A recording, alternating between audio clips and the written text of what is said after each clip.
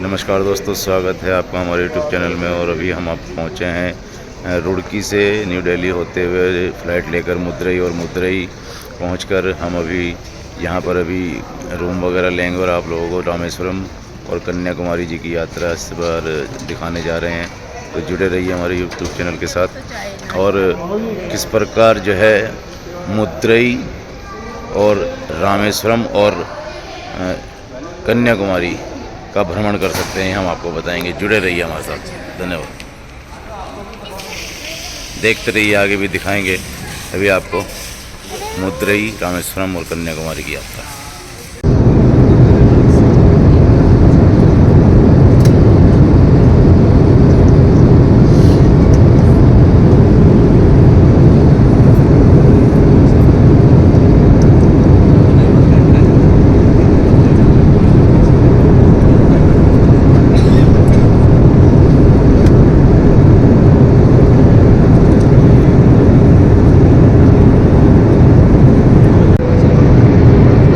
और आपका योगदान महत्वपूर्ण है।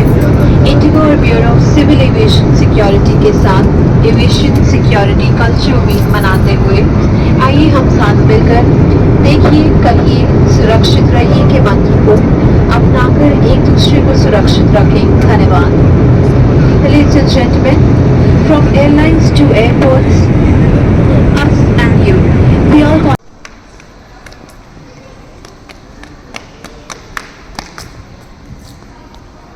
हाय, हाय। कहाँ पहुँचे आप? मदुरई। मदुरई आए हो? कैसे आए हो? एरोप्लेन से। बाय प्लेन, फ्लाइट से आए हो? कहाँ से रही थी फ्लाइट? दिल्ली से।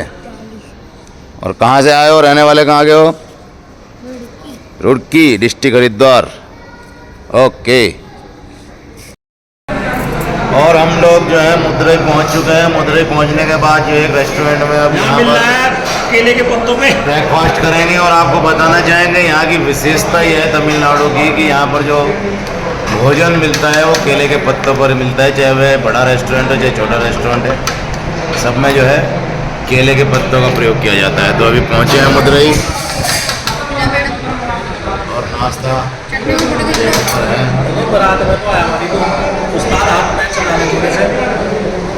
हाँ बिल्कुल ऐसा बेटा। जैसे मैं इसे उसमें लेके आया हूँ, क्या नाम तुम्हारा? अभी नाश्ता करने के बाद फिर आगे रामेश्वरम के लिए निकलेंगे। चटनी कौन सी लेंगे? अभी नाश्ता कर रहे हैं मदुरई के एक रेस्टोरेंट में। विशेषता है मदुरई या तमिलनाडु, क्योंकि यहाँ पर केले के पत्तों पर जो है भोजन मिलता है। तो आज उसी का आनंद लिया जाए।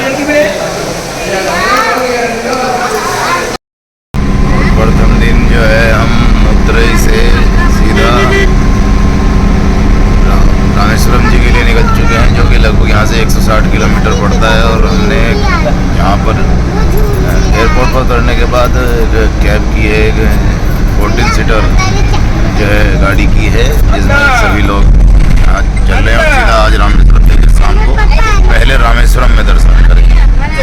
तो उसके लिए आप यहाँ से गाड़ी ले सकते हैं। घर वाले की आवाज़ कम होती तो इसकी तो हो सकती है। सीधा रामेश्वरम लगभग 160 किलोमीटर पड़ता है। बहुत से साधन है जाने के लिए, प्राइवेट बसेस भी हैं और रोडेज की बसेस भी हैं और टैक्सीज आदि भी हैं। आप किसी से भी सफर कर सकते हैं। 160 किलोमीटर लगभग पड़ता है।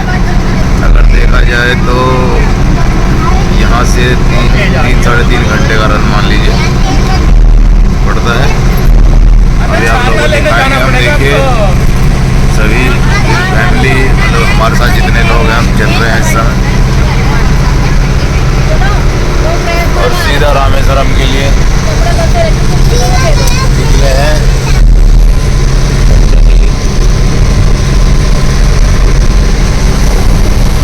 और यहाँ का मौसम कभी भी जो है ना वो परिवर्तित हो सकता है। अभी जो है बारिश यहाँ पर हो रही है, आपको दिखाना चाहेंगे इस समय।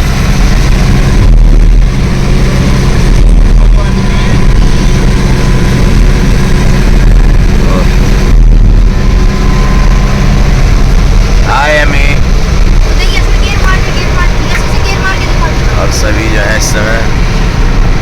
रामेश्वरम के लिए निकले हुए हैं। लगभग 160 किलोमीटर पड़ेगा मदुरई से और 3 घंटे का कम से कम रन मान लीजिए पड़ता है ये। तो स्वेच्छा है आप लोगों की, चाहे तो आप अगर समय से पहुँचे हैं तो मदुरई में ही होटल वगैरह लेकर पहले मीनाक्षी देवी मंदिर के दर्शन कर सकते हैं।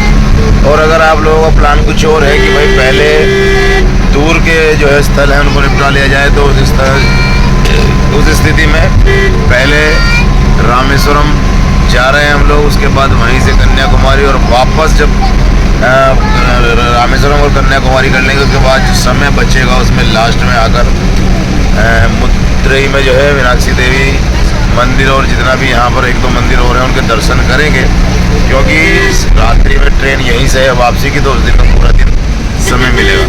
तो जुड़े रहिए, रामेश्वरम पहुँचकर दिखाते हैं आपको, आज दर्शन कराते हैं।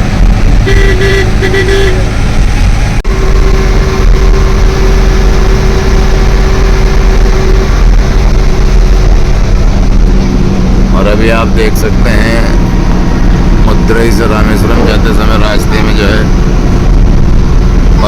बारिश का एकदम से मौसम बन गया है, बारिश हो रही है। वैसे भी ये तो मानसून सत्र चल रहा है इस समय, तो बारिश रहती है भारतवर्ष के बहुत से हिस्सों में।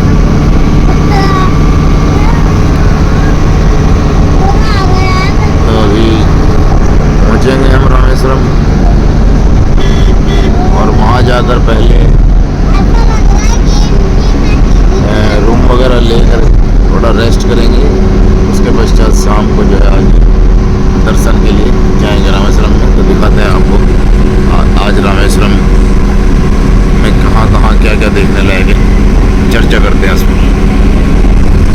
और मदुरई से चलकर रामेश्वरम के बीच में हम आपको दिखाना चाहेंगे कि यहाँ पर ये ब्रिज है जो रास्ते में पड़ता है, और बामन ब्रिज जिसको बोला जाता है। अभी इसमें कार्य चल रहा है, वर्क इन प्रोग्रेस है। जो रेलवे का पुल है इसमें आप लोग देख सकते हैं, ये सिंगल लाइन चलती है। ये पुरानी लाइन और नई लाइन आप लोगों को दोनों दिखाएंगे, देखिए।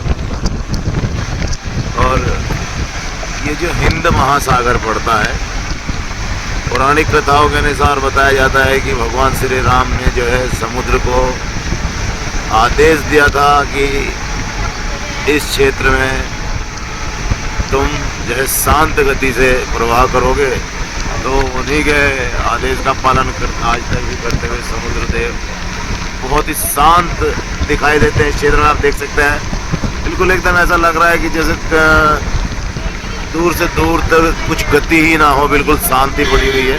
लेकिन अथाह सागर आपको देखने को मिलेगा यहाँ। और इधर कुछ बोटिंग वगैरह भी हो रही है, देख सकते हैं। यहाँ पर बोटिंग भी करते हैं लोग। और ये पूरा का पूरा क्षेत्र एकदम आप लोगों को शांत दिखाई देगा, पूरा समुद्र, ये हिंद महासागर। और ये छोटी छोटी जो आप लोगों को दिखाई दे सब बोट हैं ये, और बड़े बड़े स्टीमर भी इनमें यहाँ पर हैं। तो सीजन के समय पर यहाँ पर बोटिंग वगैरह भी होती है। तो ये है हिंद महासागर में। अब हम आप लोगों को दिखाएंगे कि देखिए ये रेलवे लाइन जो है उसका कार्य हो रहा है, वर्क इन प्रोग्रेस। ये लाइन तैयार हो रही है, और जिस समय ये लाइन सुचारू रहती है जैसे कि पहले थी, तो ट्रेन के माध्यम से भी इस समुद्र को क्रॉस करके पार करके जाया जाता है, और बड़ा ही मनोरम दृश्य होता है वह। इस समय हम तो गाड़ी से चल रहे हैं, ये देखिए इसमें काम चल रहा है समुद्र में। और आप देखेंगे स्टीमर्स भी घूम रहे हैं, वो देख सकते हैं। लोग बाग एंजॉय कर रहे हैं स्टीमर में, और यहाँ रुककर फोटो सेशन भी करते हैं लोग बाग। और यही वह हिंद महासागर है जो यहाँ पर शांत दिखाई देता है। और ये देखिए स्टीमर, ये सब स्टीमर्स हैं जो इस समय इनमें भ्रमण भी हो रहा है। कुछ शांत खड़े हैं, कुछ चल भी रहे हैं। तो इस हिंद महासागर को क्रॉस करने के पश्चात हम जो है रामेश्वरम की जो है साइड पहुंचते हैं। ये बहुत लंबा ब्रिज हमको क्रॉस करना होता है, मदुरई से चलकर ये ब्रिज पड़ता है, इसको वामन ब्रिज बोलते हैं।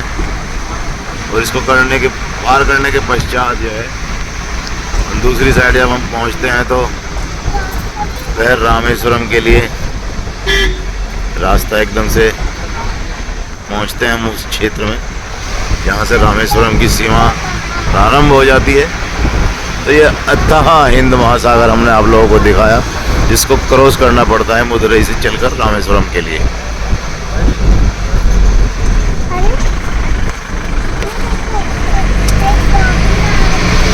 देखिए आप लोगों ने देखा हिंद महासागर, दूर से दूर तक फैला हुआ हिंद महासागर। और अंततः हम रामेश्वरम में पहुंच गए हैं और आते ही हमें सबसे पहले जो है गजराज की सवारी देखने को मिली है।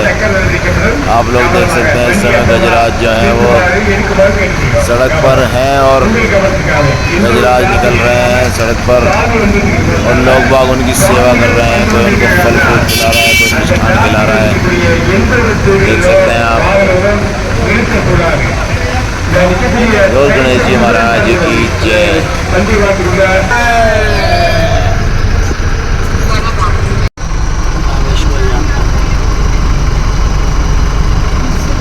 और आज ये यात्रा निकल रही है यहाँ पर रामेश्वरम जी की।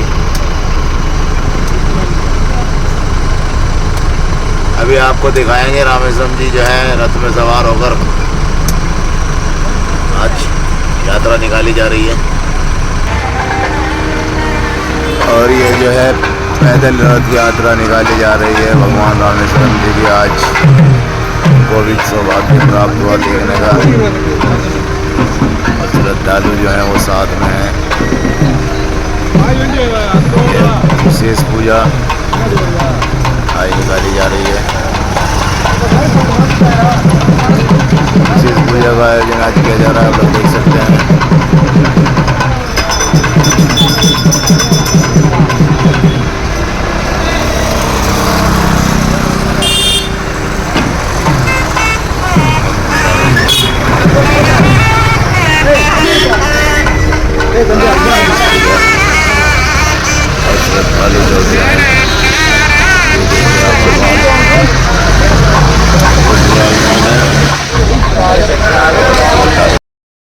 और इसी क्रम में हम धनुषकोडी पहुँचे हैं रामेश्वरम से। अभी आज का समय जो था हमारे पास था विशेष बचा हुआ। हम पहले रामेश्वरम पहुँचे और वहाँ पर होटल लिया। होटल में नहाने और स्नान वगैरह करने के बाद और फ्रेश होने के बाद जो है हम निकले। अभी समय 3:30 बज रहे हैं, 4 बज रहे हैं और धनुषकोडी पहुँचे हैं। और अभी हम आप लोगों को दिखाएंगे कि धनुषकोडी कैसा स्थल है, कौन सा यहाँ की विशेषताएं क्या हैं। अभी आपको यहाँ का आप लोग देख सकते हैं। इन क्षेत्रों में जो है नारियल का एक अपना ही विशेष है, तो नारियल पानी यहाँ पर पिया जा रहा है बच्चों के लोगों के द्वारा। और ये मार्केट देख सकते हैं आप यहाँ पर जो है धनुषकोडी में जो है। और इस मार्केट में खाने पीने की सभी सुविधाएं उपस्थित हैं, मौजूद हैं। और आप यहाँ पर अपना मनपसंद खाना भी खा सकते हैं, ड्रिंकिंग वाटर, कोल्ड ड्रिंक्स वगैरह। और साथ ही यहाँ पर आप लोगों को देखने को मिलेगा कि यहाँ पर जो है साज सज्जा का सामान भी जो है, जो समुद्र में जो चीज़ें मिलती हैं, सिप्पी वगैरह, शंख वगैरह, उन सबसे निर्मित यहाँ पर आप लोगों को सामान भी मिल सकता है। अगर आप लोग चाहें कुछ सामान खरीदना ले जाना चाहें तो यहाँ से खरीद सकते हैं धनुषकोडी से। और अभी चलते हैं अंदर और आपको दिखाते हैं धनुषकोडी और उसकी विशेषता भी बात करते हैं। और आप लोग देखिए यहाँ पर नारियल पानी की जो है विशेष महत्व है। नारियल पानी जो है पी रहे हैं जो पर्यटक आए हैं। और गर्मी के मौसम में तो अच्छा लगता ही है भाई, ऐसा ठंडा पेय मिल जाए। चलिए अभी चलते हैं अंदर और दिखाते हैं आपको धनुषकोडी। और ये देख सकते हैं आप समुद्र के किनारे ये सब यहाँ पर धनुषकोडी में हस्त निर्मित जो समुद्र से निकलती हैं चीज़ें, सिप्पियाँ वगैरह, उन सब चीज़ों से निर्मित सामान आप लोगों को यहाँ पर मिल सकता है जो आप अपने घर ले जाना चाहें। ये एक छोटी सी मार्केट यहाँ धनुषकोडी में है और देख सकते हैं आप ये सब सामान यहाँ पर उपलब्ध है, जिसमें शंख भी हैं, सिप्पियाँ भी हैं और इसी प्रकार समुद्र से निकले हुए जो पदार्थ हैं उनके द्वारा निर्मित बहुत से आइटम आप लोगों को यहाँ देखने को मिल जाएंगे। और धनुषकोडी के बाहर ये छोटा सा मार्केट आपको देखने को मिलेगा। जब आप यहाँ आते हैं तो इन सब चीज़ों से बहुत प्रभावित होते हैं, इन सब चीज़ों से आकर्षित होते हैं। आप चाहें तो ले भी सकते हैं यहाँ से सामान। और यह धनुषकोडी का जो है पुराना स्वरूप हम आपको दिखाना चाहेंगे इस समय। देखिए कितनी पुरानी ये स्ट्रक्चर होगा, कितना पुराना। तो ये धनुषकोडी में एक चर्च है जो इस समय क्षतिग्रस्त है, आप लोग देख सकते हैं। और अभी हमने स्थानीय लोगों से यहाँ बात की है तो उनका कहना यह है कि ये लगभग 150 वर्ष पुराना। क्यों भैया? Excuse me, 150 years old 150 years church. तो देखिए बता रहे हैं कि ये जो चर्च है ये यहाँ पर जो इस समय स्थिति इसकी है, ये लगभग 150 साल पुराना चर्च है धनुषकोडी में।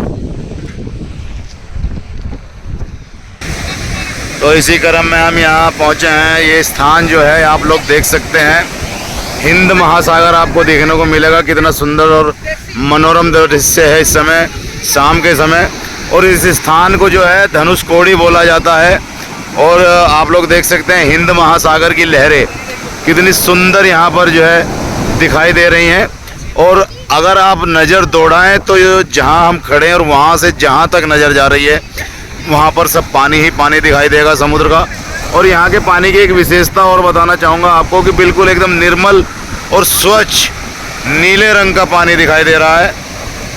तो ये धनुषकोडी एक जगह है रामेश्वरम से थोड़ी दूरी पर। आप लोग अपने जिस संसाधन से पहुँचे हैं, क्यों दीपक जी, कैसा महसूस कर रहे हैं इस समय यहाँ पर?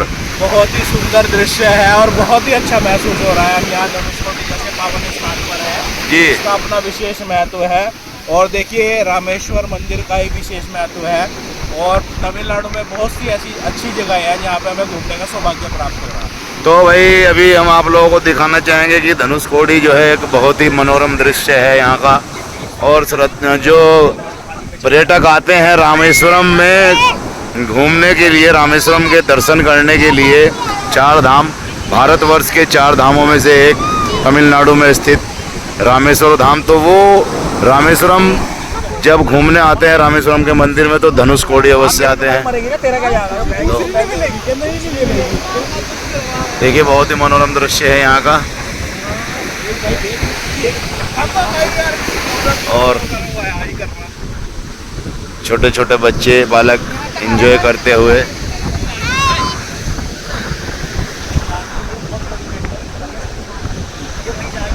तो ये अगर आप इस स्थान पर आएंगे, अगर मान लीजिए समय शाम का हो तो बहुत ज़्यादा अच्छा है, क्योंकि चिलचिलाती धूप में थोड़ा सा असमंजस की स्थिति रहती है। लेकिन फिर भी जिस समय भी समय लगे, अगर मान लीजिए आप रामेश्वरम में आए हैं और रामेश्वरम में कमरा वगैरह लेने के पश्चात आपके पास समय बचता है शाम का समय, तो आपके पास अपना ट्रैवलिंग का, अगर आपने टैक्सी या किसी भी प्रकार की ट्रैवल एजेंसी से कोई गाड़ी आपने रेंट पे ले रखी है तो आप धनुषकोडी पहुँचे जो है रामेश्वरम से कुछ ही दूरी पर है, 3-4 किलोमीटर की दूरी पर। और यहाँ आकर आप आनंद ले सकते हैं, एक प्रकार से बीच भी कह सकते हैं इसको।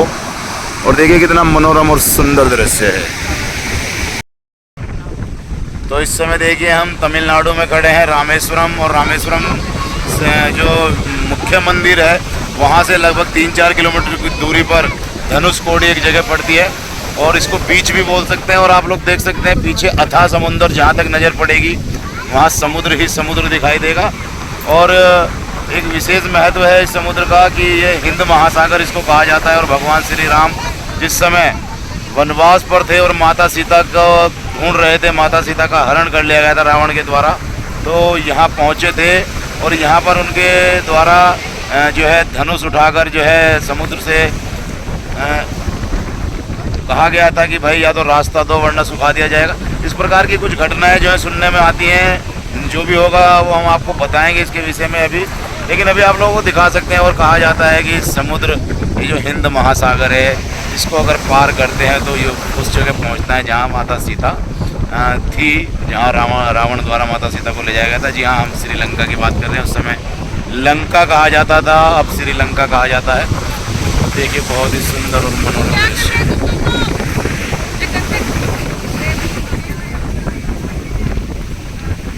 और अभी हम धनुषकोडी से होते हुए आगे बढ़ते हुए राम सेतु की ओर पहुंचे हैं, राम सेतु की ओर आए हैं। तो आप लोगों को यहाँ पर मैं एक अलग और विशेष बात बताना चाहूँगा कि ये जो आप समुद्र देख रहे हैं सामने, देखिए कितनी ऊंची ऊंची और लंबी लंबी लहरें उठ रही हैं। तो यहाँ की विशेषता है कि यहाँ पर समुद्र दो स्वरूपों में दिखाई देगा आप लोगों को।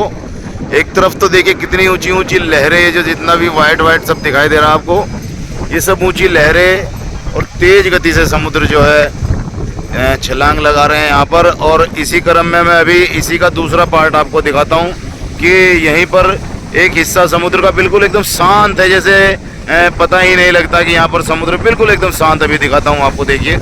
तो आपको अभी दिखाता हूँ ये वाला हिस्सा, आप देखिए इधर का, ये जो समुद्र है ये बिल्कुल एकदम आपको शांत दिखाई देगा, जैसे कि यहाँ पर पानी में कुछ हलचल है ही नहीं। तो ये समुद्र के एक ही जगह पर दो स्वरूप आपको देखने को मिलते हैं। तो देखिए यहाँ पर जो समुद्र है जो है वो बिल्कुल एकदम शांत है, जैसे कि समुद्र में कुछ हलचल है ही नहीं, बिल्कुल एकदम शांत। दूर से दूर तक आप लोग देखिए, बहुत दूर तक भी जितना आपकी नज़र जाएगी समुद्र एकदम शांत दिखाई देगा।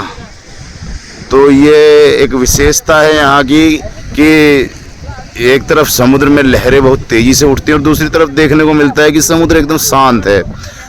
ये जो शांति का कारण जो है बताया जाता है कि भाई भगवान श्री राम ने जो है श्राप दिया था समुद्र को यहाँ पर कि यहाँ पर आप जो है शांति से निवास करेंगे, तो वो स्थिति बताई जाती है। और एक और जो है इसमें बताते हैं स्थानीय निवासी यहाँ के जो है, हमने बात की, उनका कहना ये है कि ये जो प्रक्रिया है वो 6 महीने इधर सड़क से, चाहे बायां मान लीजिए दायां मान लीजिए, क्योंकि स्थिति पता नहीं है कि भाई आप किधर से आएंगे, लेकिन अगर रामेश्वरम की तरफ से आते हैं या धनुषकोडी की तरफ से आते हैं तो 6 महीने बाईं तरफ का समुद्र जो है शांत रहेगा और 6 महीने दाईं तरफ का समुद्र शांत रहेगा, और दूसरी तरफ जो है लहरें तेजी से उठेंगी। तो ये एक विशेषता है यहाँ की।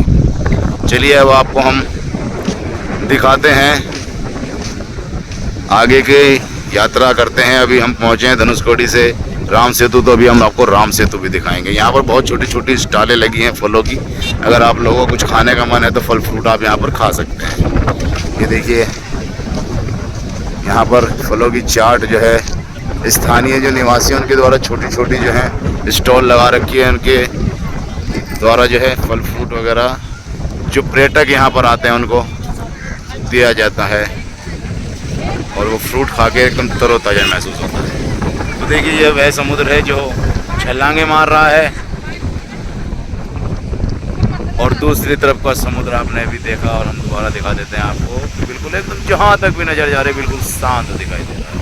तो चलिए राम सेतु की तरफ चलते हैं, अभी राम सेतु दिखाते हैं आपको। और अब हम आपको दिखाते हैं ये जो आप देख रहे हैं हल्का ब्राउन सा जो ये हिस्सा समुद्र के बीच में जा रहा है, इसी को बोला जाता है राम सेतु। जी हाँ, ये राम सेतु जो है देखिए आप धीरे धीरे आगे जा रहा है, और आगे जाके धीरे धीरे धीरे धीरे ये समुद्र के अंदर समा जा रहा है। तो ये राम सेतु है, और आपको राम सेतु में ये दिखाई दे रही है एक बोट दिखाई दे रही होगी जिस पर हल्की हल्की बबलिंग हो रही है लाइट की।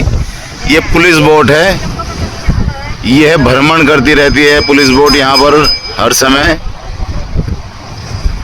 किसी भी अप्रिय घटना को बचाने के लिए कि कोई अप्रिय घटना ना घटे, क्योंकि यहाँ की एक सीमा है, एक दायरा है, उस दायरे के अंतर्गत ही जो है यहाँ पर बोटिंग की जा सकती है। जो लोग ये मछलियाँ वगैरह पकड़ते हैं, जैसे देखिए ये एक बोट जो है मछली पकड़ने के लिए इसको पकड़ा है अभी इस पुलिस बोट ने, और कुछ हिदायत देकर छोड़ा है। तो इस प्रकार की घटनाएं अप्रिय ना घटें उसको लेकर जो है यहाँ पर मुस्तैदी रहती है पुलिस के द्वारा। और ये एक बॉर्डर भी है, ये राम सेतु जो है आप लोग देखेंगे, ये राम सेतु, ये जो हल्की सी पट्टी हम आपको दोबारा दिखा रहे हैं, धीरे धीरे जो चलेगी ये जो लाल से झंडा लग रहा है, ये यहाँ से राम सेतु शुरू होता है और धीरे धीरे आगे जाते हुए देखिए ये धीरे धीरे जो आ रहा है, आगे जाकर ये जो है समा जा रहा है समुद्र में, तो इसको राम सेतु बोलते हैं। और आप लोगों को और बात बताना चाहेंगे कि ये राम सेतु जो है यहाँ से भारतवर्ष से श्रीलंका, जी हाँ, जो इस समय श्रीलंका है, श्री राम भगवान द्वारा अपनी वानर सेना के साथ मिलकर उनके सहयोग से लंका जाने के लिए उस समय बनाया गया था, सीता माँ की खोज के लिए। सीता माँ को जो है रावण से छुटकारा दिलाने के लिए, जो रावण ने उनको जो है एक प्रकार से बंदी बना रखा था, उससे छुटकारा दिलाने के लिए जो युद्ध हुआ था, उस समय जो संग्राम हुआ था, उसके लिए यह सेतु बनाया गया था। और यहाँ से मात्र 15 किलोमीटर की दूरी पर हम आपको दिखा रहे हैं, ये आगे रास्ता जा रहा है, जो ये रास्ता सीधा बाय रोड वहीं जा रहा है। यहाँ से 15 किलोमीटर की दूरी पर श्रीलंका पड़ता है। तो ये हमने आज की आपको यात्रा दिखाई है, जिसमें हमने आपको जो है बताया है कि किस प्रकार से हम रामेश्वरम पहुँचे। और रामेश्वरम से जो है अगर आपके पास पहले दिन में समय है तो आप जो है धनुषकोडी और राम सेतु इत्यादि ये जो जगह हैं, ये पर्यटक स्थल हैं, इनको आप लोग देख सकते हैं। तो देखिए हम आपको दिखाते हैं, यही वह जगह है जहाँ से राम सेतु की शुरुआत होती है। और ये राम सेतु आप लोग देख रहे हैं कैमरे के द्वारा सीधा सीधा जैसे जा रहा है, ये राम सेतु का रास्ता है। और ये आगे जाके धीरे धीरे घूम कर ये देखिए समुद्र में समा गया। तो ये वही जगह है जिसको राम सेतु बोला जाता है। ये हमने आपको अभी दिखाया है राम सेतु।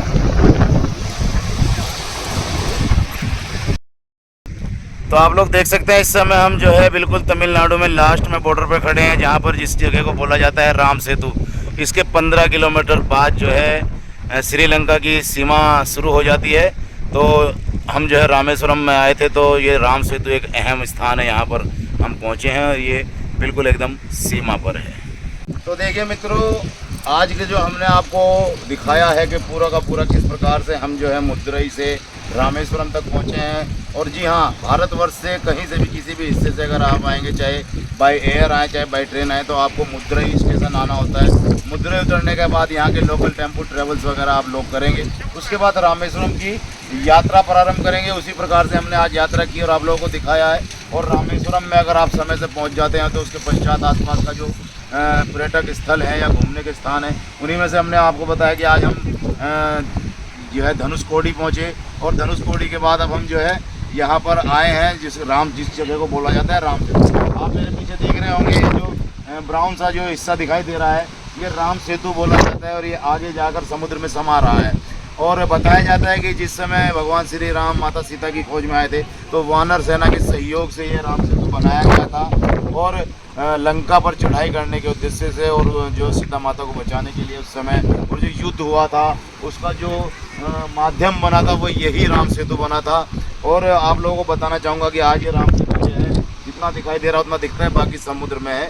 और आपको एक चीज़ और बताना चाहूँगा कि यहाँ से मात्र कैमरा इधर घुमाएंगे तो यहाँ से मात्र 15 किलोमीटर की दूरी पर श्रीलंका की सीमा शुरू हो जाती है। श्रीलंका की सीमा यहाँ से मात्र 15 किलोमीटर की शुरू हो जाती है। तो कल हम आज की यात्रा हम ये समाप्त करने वाले हैं। और कल हम आप लोगों को दिखाएंगे यहाँ पर रामेश्वरम में जो लोकल मंदिर है, हम रामेश्वरम जी का मंदिर और पंचमुखी हनुमान जी का मंदिर और जो मंदिर है वो आप लोगों को दिखाएंगे। और उसके पश्चात हम यहाँ से कन्याकुमारी की यात्रा शुरू करेंगे। कन्याकुमारी में क्या क्या पर्यटक स्थल हैं वो भी आपको बताएंगे। जुड़े रहिए मेरे साथ। मैं मनीष शर्मा, धन्यवाद।